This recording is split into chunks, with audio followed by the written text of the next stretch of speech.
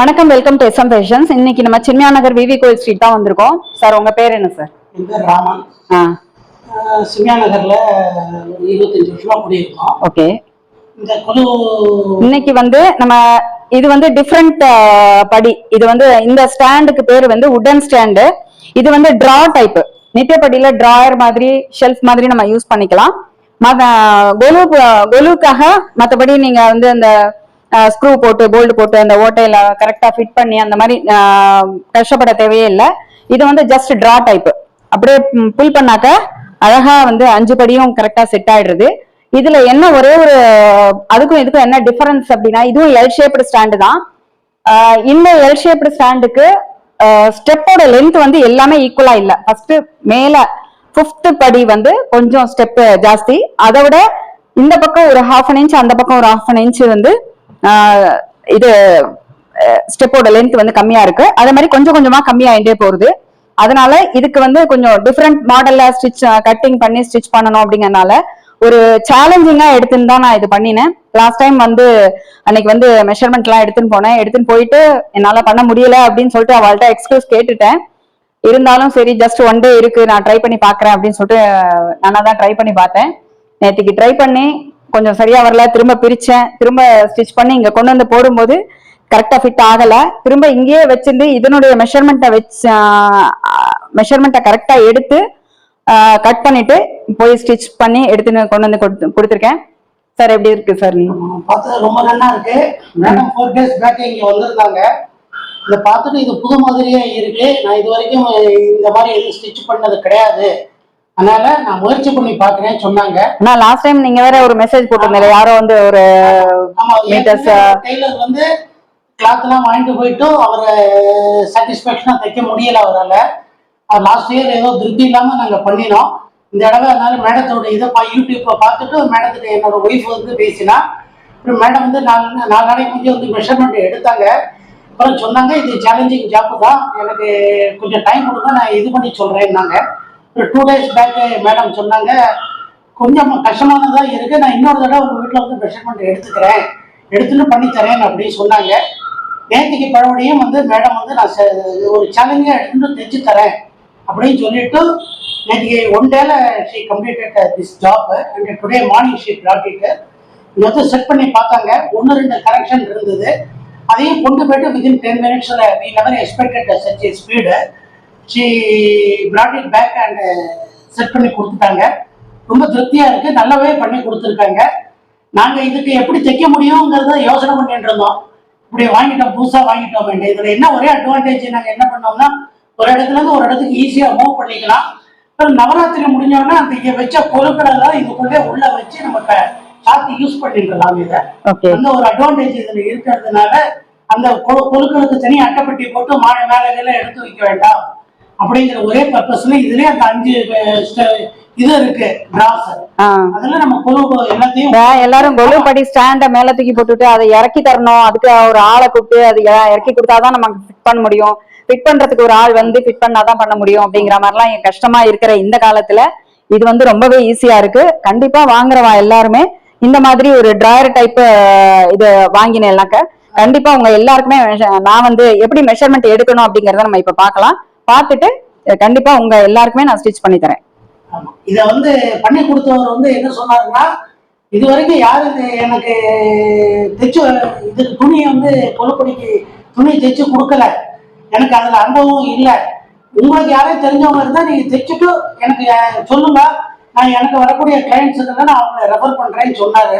அவர் ஈஸியா professional person தான். இனிமே மேடத்தை இவ்வளவு திருப்தியா மேடம் பண்ணினதுனால நான் மேடத்தோட நம்பரை அவருக்கு ரெஃபர் பண்ணி அவரோட கிளைண்ட்ஸுக்கு ரெஃபர் பண்ணலாம்னு அபிப்பிராயப்பட்டேன். Thank you very much sir.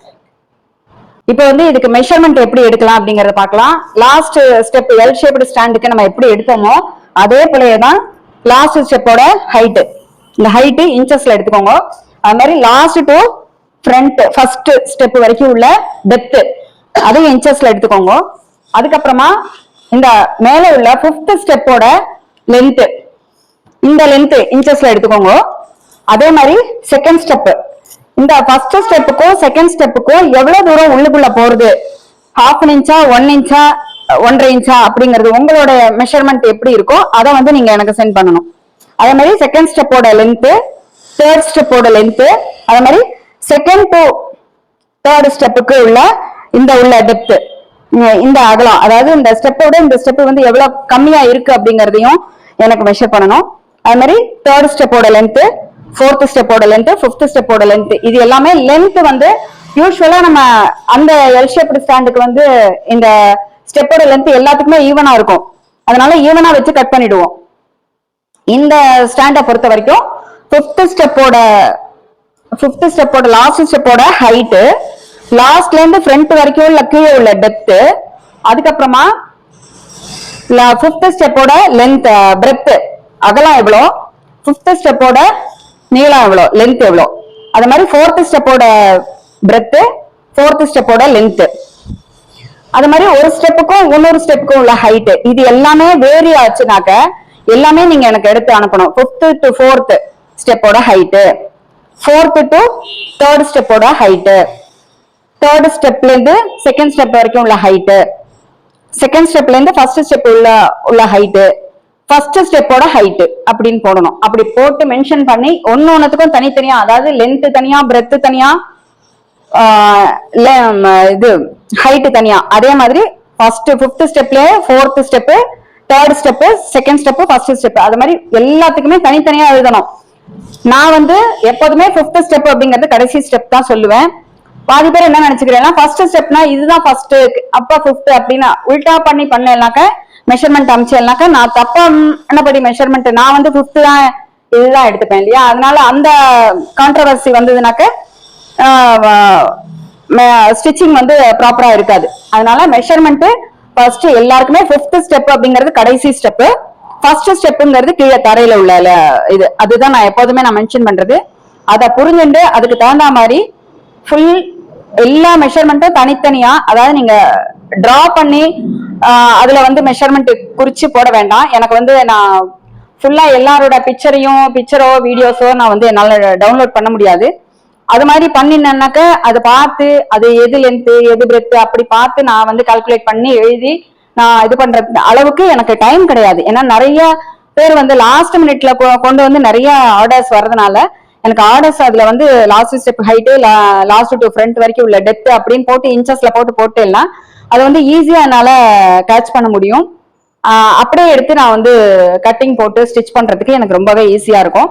அது மாதிரி யார் எங்க இருந்து போன் பண்ணாலும் உங்களோட ஒரே ஒரு நம்பர்ல இருந்து மட்டும் கால் பண்ணுங்க. ஏன்னா ஃபர்ஸ்ட் ஒருத்தர் கால் பண்ணுவா அவ அதுல இருந்து, அதுக்கப்புறம் அவ ஒய்ஃப் திரும்ப இன்னொரு நம்பர்ல இருந்து கூப்பிடுவா, இல்லைன்னா அவ பொண்ணு யாராவது கூப்பிடுவா. அப்படி இல்லைன்னா இந்த மெட்டீரியல் காஸ்ட் வந்து எப்போது ஜிபே பண்ண சொல்லுவேன். ஜிபே வந்து இன்னொருத்தரோட மொபைல்ல இருந்து அனுப்புவா. அந்த மாதிரிலாம் அனுப்புறது தப்பு கிடையாது. பட் சேம் நம்பர்ல இருந்து எனக்கு வந்து அவளோட பேரு எந்த பிளேஸ்ல இருக்கா, அதுக்கப்புறம் அவ வந்து கொலு ஸ்டெப் கவருக்காக 5 ஸ்டெப் கவரா, 3 ஸ்டெப் கவரா, 7 ஸ்டெப் கவரா, அதை மென்ஷன் பண்ணிட்டு ஃபுல் மெஷர்மெண்ட்டையும் இதை டீடைல் கொடுத்துட்டு நான் மெட்டீரியல் காஸ்ட் சொன்னதுக்கு அப்புறம் ஜிபே பண்ணிட்டு அந்த ஜிபேயோட ஸ்கிரீன்ஷாட் எடுத்து எனக்கு அதே சேம் நம்பர்லயே எனக்கு பண்ணினாதான் நீங்க வந்து பே பண்ணிருக்கேன் உங்களோட பேரு உங்க பிளேஸ் அப்படின்னு போட்டு நான் வந்து ஒரு நோட்ல குறிச்சு வச்சிருந்தாதான் நான் திரும்ப நான் வந்து உங்களை கால் பண்ண முடியும். நம்பரா இருந்ததுனாக்க உங்க பேரு இல்லாம வெறும் நம்பரா இருந்ததுன்னா நான் நம்பரா ஸ்டோர் பண்ணிக்கணும், நோட்ல எடுத்து எழுதிக்கணும்.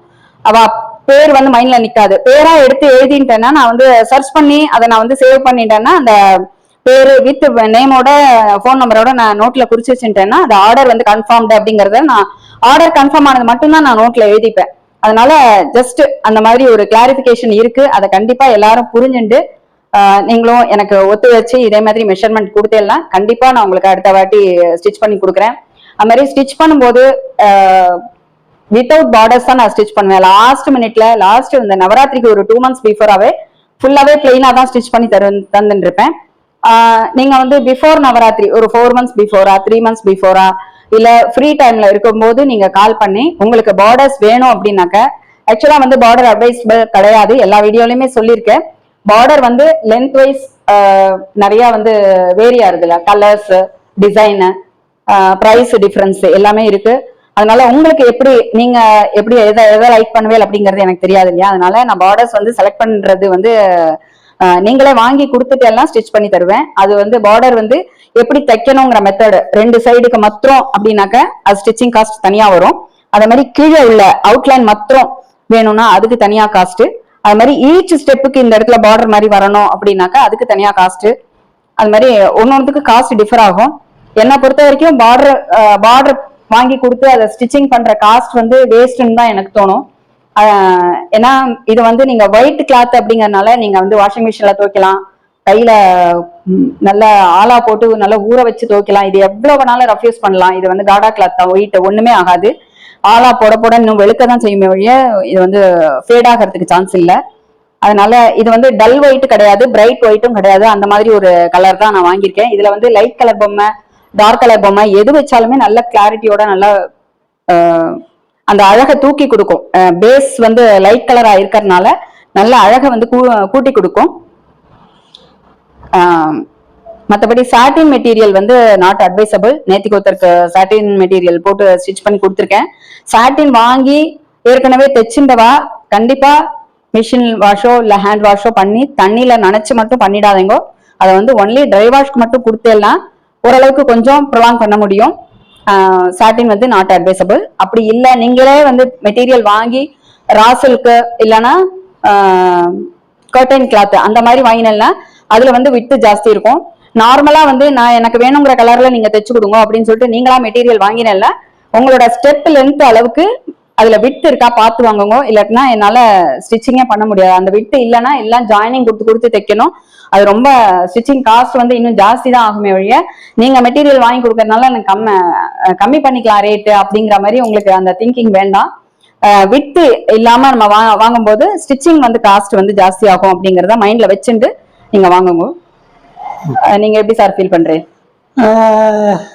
நான் எதிர்பார்க்கல மேடம் வந்து இவ்வளவு குயிக்கா 4 days முந்தி கான்டாக்ட் பண்ணேன்.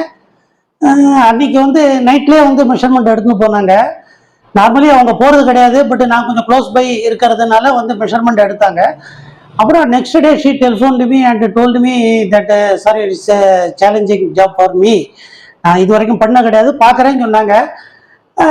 அப்புறம் நேற்றுக்கு நைட்டு ஃபோன் பண்ணாங்க, உங்கள் ஜாப்பை நான் சேலஞ்சிங்காக எடுத்துகிட்டு பண்ணுறேன் இன்னைக்கு நைட்டில் அப்படின்னு சொல்லி சொன்னாங்க. நீ காலம்பரை கொண்டு வந்து இன்னைக்கு மகாலய அமாவாசை நல்ல நாள், இன்னைக்கு கொலு வைக்கக்கூடிய நேரம் இது.